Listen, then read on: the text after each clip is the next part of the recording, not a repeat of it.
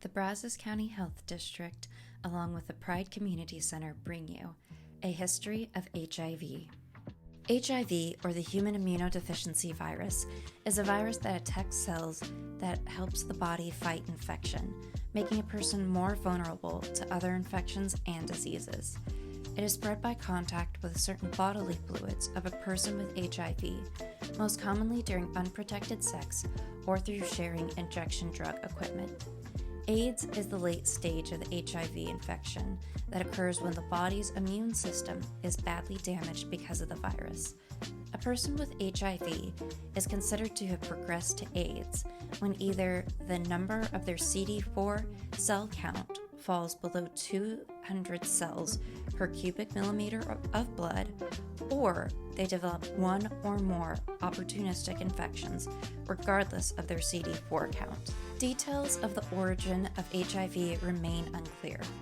However, simian immunodeficiency virus, a virus that is genetically similar to HIV, has been found in chimpanzees and gorillas in Western Africa.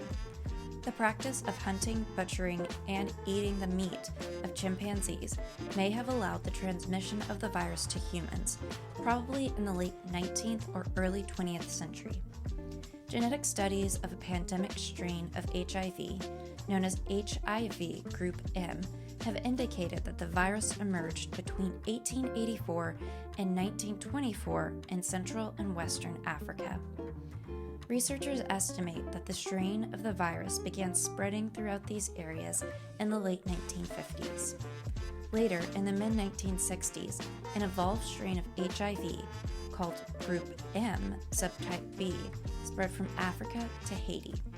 Sometime between 1964 and 1972, the virus migrated from Haiti to the United States.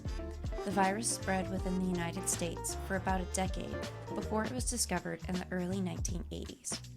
The worldwide spread of HIV was likely facilitated by several factors, including increased urbanization and long-distance travel, changing sexual norms, and intravenous drug use. The 80s were a decade of decadence, defiance, and discovery. It's also when the first cases of HIV were discovered in 1981. Cases of a rare form of pneumonia and an unusual cancer, Kaposi sarcoma, were found in young, previously healthy gay men and injection drug users in New York and California. Researchers found that the cause of these diseases was HIV. As the decade progressed, HIV cases appeared in the female partners of men who had the disease, proving it could be passed on via heterosexual sex. It was later discovered that HIV could be passed from mother to child during pregnancy, birthing, or breastfeeding. Even more concerning was the discovery that HIV could be passed through contaminated blood transfusions.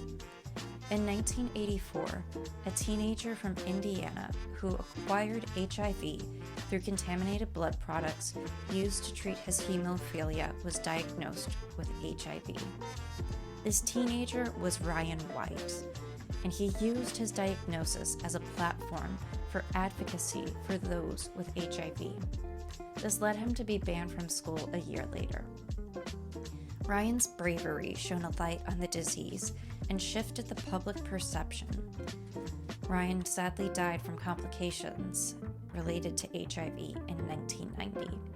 An image of hope, Ryan's legacy still lives through the Ryan White Act, which provides federal funding for HIV-related programs to this day. Later in the decade, the FDA approved the first antiretroviral drug, AZT, as treatment for HIV. Needle exchange programs also began popping up across the nation, and the World Health Organization declared the first World AIDS Day on the 1st of December in 1988. The public's perception of HIV changed drastically through the 1990s. Major celebrities like professional basketball player Magic Johnson, tennis star Arthur Ashe, singer Freddie Mercury, and rapper Eazy-E all publicly announced their HIV diagnoses in this decade. Treatment also changed, as the U.S. Public Health Service recommended the use of AZT to prevent the mother-to-child transmission of HIV. The FDA also approved HAART, or highly active antiretroviral therapy, which brought an immediate decline of between 60 and 80% in rates of AIDS-related deaths and hospitalizations. The new millennium brought forth new hope as the United Nations adopted the Millennium Development Goals, which included a specific goal to stop the spread of HIV across the globe.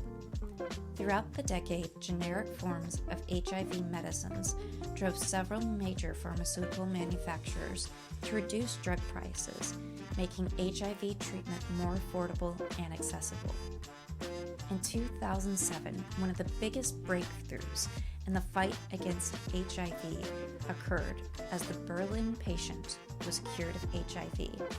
Later identifying himself as Timothy Brown, Brown underwent bone marrow transplant as a part of his treatment for leukemia. Receiving a transplant from a donor who had a genetic immunity to HIV, Brown's HIV was cured. This spurred research into finding a cure for HIV through genetics.